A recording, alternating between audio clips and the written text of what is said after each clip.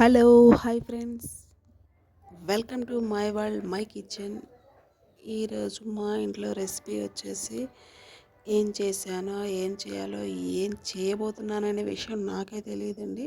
కానీ నేను చేసిన ఈ వంట టేస్ట్ మాత్రం అదిరిపోయింది.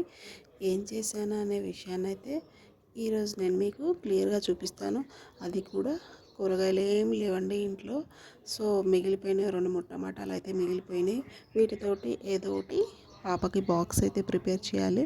సో ఏం చేయాలి, ఏదో ఒకటి చేసేద్దామని చెప్పేసి వీటితో పాటు కొన్ని కూరగాయలు తీసుకురండి అని మా హస్బెండ్ని అడిగానండి. కానీ ఇంత పొద్దున్నే నా వల్ల కాదు, తర్వాత తీసుకొస్తాను, వీటితో ఏదో ఒకటి వండేసి అన్నారు.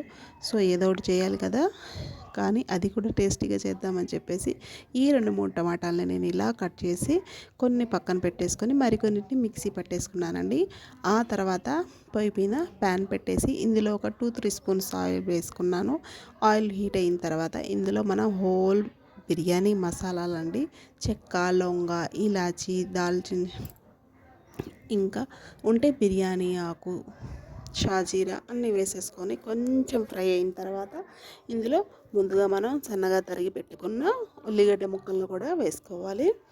ఈ ఉల్లిగడ్డ ముక్కలు మాత్రం మనకి మంచి కలర్ అయితే గోల్డెన్ కలర్ రావాలండి. ఇక్కడ ఎంత మంచిగా ఫ్రై అయితే మనకి ఈ రెసిపీ అంత టేస్టీగా తయారవుతుంది. సో నేనైతే ఆనియన్ బాగా దోరగా వేగేంత వరకు ఉంచిన తర్వాత ఆ తర్వాత ఇందులో ఇందాక మనం కొన్ని టమాటా ముక్కలు తీసి పక్కన పెట్టుకున్నాం కదండి, ఆ టమాటా ముక్కలు, మిగిలిపోయిన 2 మిర్చి ఉన్నాయి కదా, వాటిని కూడా నిలువుగా చీల్చుకొని వేసుకున్నాను. అలాగే కొంచెం కరివేపాకు వేసుకున్నానండి. ఆ తర్వాత కొంచెం ఫ్రై అయిన తర్వాత ఇందులో టమాటాలని పేస్ట్ చేసుకున్నాం కదా, ఈ టమాటా పేస్ట్ కూడా వేసుకొని చక్కగా దోరగా మగ్గేంత వరకు వీటిని కొంచెం మూత పెట్టేసి ఒక 5 మినిట్స్ ఉడకనివ్వాలి. ఇలా కొంచెం ఉడికిన తర్వాత ఇందులో మనకి టేస్ట్కి, మన రెసిపీకి, మన ఫుడ్కి కావాల్సినంత సాల్ట్, కారము, ఇంకా కొంచెం పసుపు, అలాగే ధనియాల పౌడరు, అల్లం వెల్లుల్లి పేస్ట్ కూడా వేసుకొని మంచిగా ఫ్రై అయ్యేంత వరకు దీన్ని దోరగా, ఎక్కడ నీటి శాతం అనేది లేకుండా బాగా గుజ్జుగా అయ్యేంత వరకు దీన్ని మనం ఉడికించుకోవాలి. మర్చిపోయానండి, ఇందులో మీకు అల్లం వెల్లుల్లి పేస్ట్ వేసే క్లిప్ మిస్ అయినట్టుంది. బట్ అల్లం వెల్లుల్లి పేస్ట్ కూడా వేసుకోండి.